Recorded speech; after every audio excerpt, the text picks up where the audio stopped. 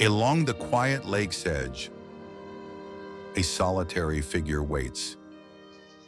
A white little egret, distinguished by its pure plumage and delicate frame. But this bird carries a story of survival.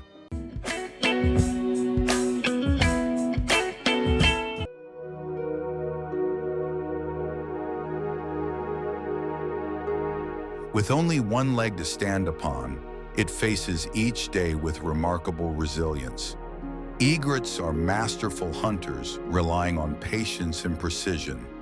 This individual, despite its missing limb, demonstrates that instinct and adaptability can overcome adversity.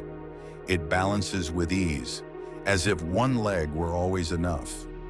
Beneath the surface, small fish gather in the shallows. The egret waits, motionless, a living statue. Then with a sudden strike, success. A meal secured. For the egret, every catch is a triumph not only of skill, but of perseverance. With each careful step, it proves that life in the wild is not defined by perfection, but by adaptation. The one-legged hunter thrives, a testament to nature's resilience.